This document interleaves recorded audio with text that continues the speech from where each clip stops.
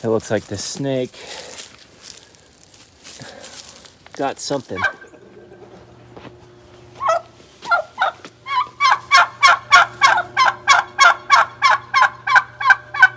It's a big day for the turkeys. First thing I want to say before I even start the video is that we're not going to show the death process of any of these guys. You won't see any turkeys getting killed in this video. So that being said, let's jump into it.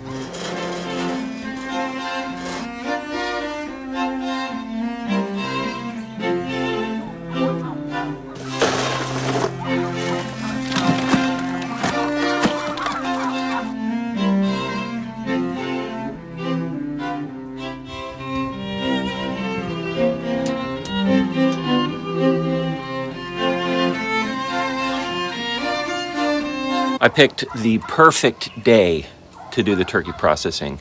It got down to, I think, right about 40 degrees last night, so it got really chilly here, which is perfect. That hopefully kind of wipes out any bugs that might bug us today. It's only supposed to get to a high of about 60, which, yeah, bugs will be around at 60 degrees, but when you're processing animals, you want there to be as minimal flies and bugs around as possible. That's why we did the pigs in February. And a lot of people don't do turkeys until the first frost, or turkeys or chickens until the first frost. And while we didn't get the first frost last night, it got very chilly. There's a cat fighting over there. Do you hear that? There's a cat in the woods fighting. I don't know if you guys can hear that, but in our woods, there's a cat screaming. It's not Charlie because he's inside. I did check. So this thing's heating up. That little element that I used last year was really effective. I got up really early this morning and fired it up. I plugged it in, that heating element inside this water barrel. The water is up to right about there. Just in a few hours, it was already just under 100 degrees. But I turned on the propane burner to give it an extra kick. When you're processing birds, you want the water to be somewhere around 150 degrees. So I'm going to let that warm up. It may take another hour or so. Unfortunately, the propane burner has this governor on it, this timer. It goes through a cycle of, 10 or 15 minutes, and then it'll turn off automatically. So if you want to keep it burning, you have to come back and constantly turn the timer back. I need to figure out a way to hack through that because I don't like that at all. So I'm going to let this heat up a little bit longer. So the way that we're going to do it, let's walk you through the steps here.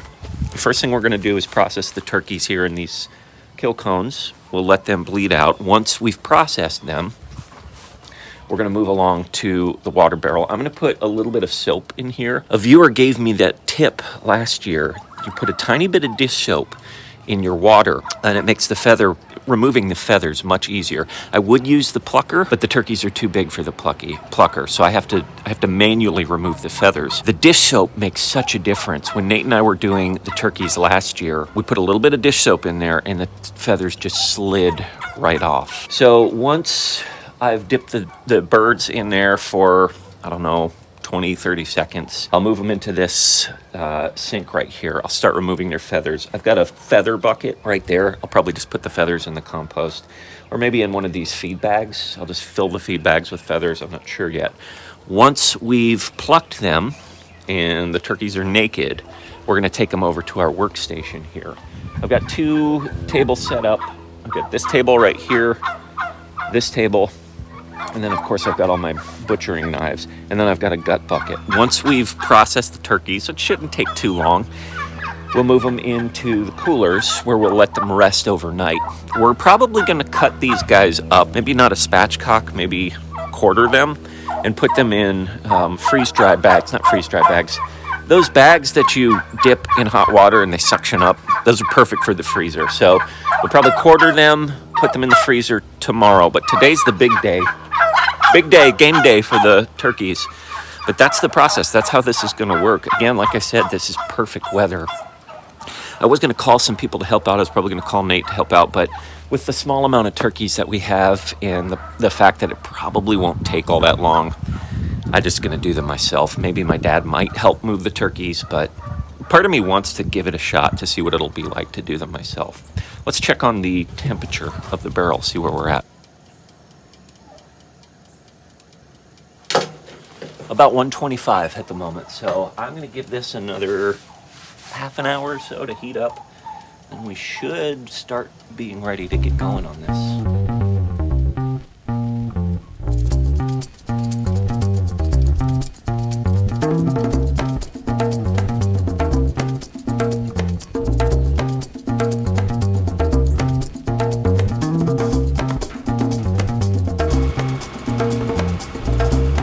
Well, it's such a nice day. I'm probably just gonna keep my workstation out in the sun, out in the open. If it does get too hot, or we have some freak inclement weather that rolls in, I am moving the tractor so I can move my workstation under the lean-to if necessary. But all signs point to this being a beautiful day and us keeping the workstation outside.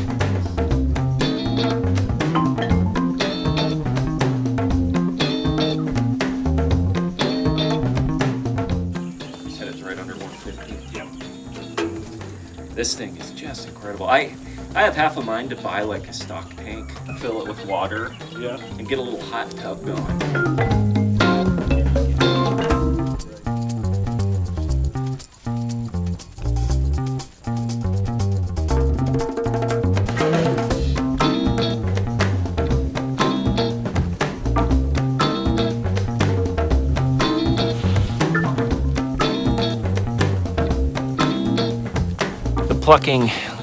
Plucking a little bit more than I wanted to. They're not sliding off as easily as I had hoped. So I added a little more soap to our scalding bucket, just in the hope that it makes the next few turkeys that we process a little bit easier to de-pluck, to defeather. It's still not bad. I mean, it's not horrible, and it's gonna be fine, but just make the process a little bit easier for us in the next few that we do.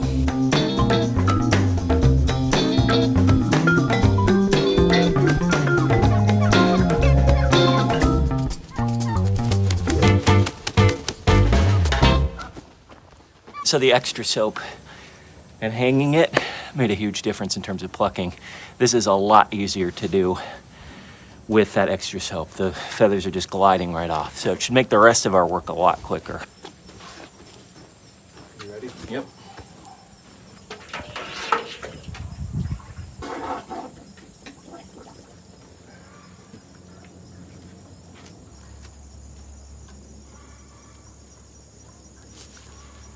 Well, that's the last bird. We got all of them.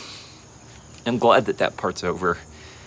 It's not fun, it's not pleasant, but we did it in a way that was very humane, very quick, very loving, I'd say. And I mean that in all sincerity. It was a good processing day for those turkeys. They went very quickly.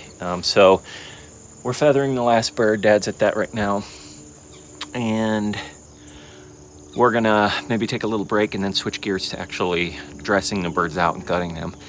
And yeah, that'll be phase 2. So gonna let this cool down before I dump it and get to defeathering this last bird.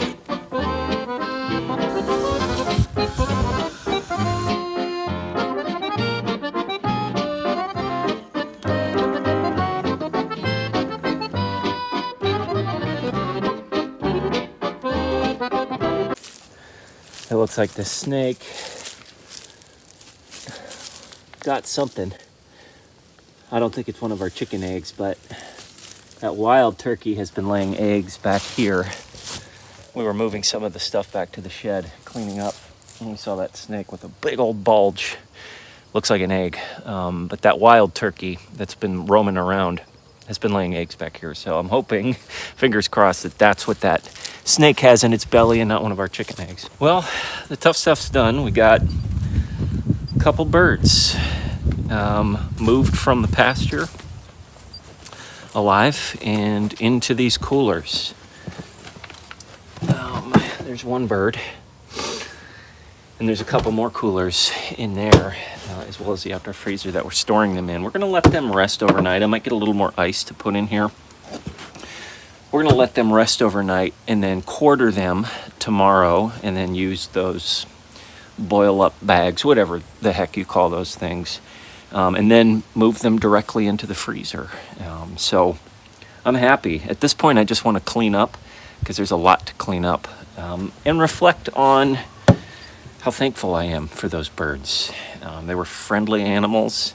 There were some ups and downs. We really thought we were close to getting baby turkeys, but we didn't, and that's okay, because the original reason we bought those turkeys was for meat, and now they are in these coolers, and I'm thankful for that. So, especially with meat prices at the grocery are just bonkers, it's nice to have lots of meat. Probably use one of these birds for Thanksgiving. So I'm going to clean up a little bit at this point and get ready for tomorrow.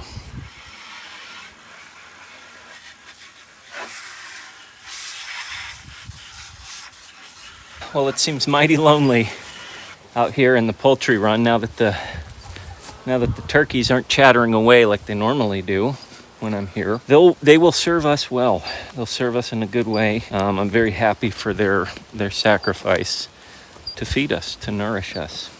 But in the meantime, all we've got is our chicken friends. We've got one rooster, probably two roosters, and a bunch of hens giving us eggs, which I'm thankful for that too. Today went well. Every time you process animals, you learn something new and your technique gets a little bit better. And I think I'm really getting poultry down to a science. Turkey hens at least, are just bigger versions of chickens. Tom turkeys, that's a whole different story. There's a lot of extra work involved with toms, but turkey hens, just bigger versions of chickens. And so it's weird. Last year we had nothing but toms. We had 4 toms last year, and this year we only had 1, and he unfortunately got electrocuted. So we only processed turkey hens. I'm thankful for this. I'm thankful for this lifestyle. I'm thankful that we can raise our own meat. I'm thankful that you guys tagged along with me. Thanks for hanging out with us today, and until we see you again next time, remember, as always, slowly, slowly.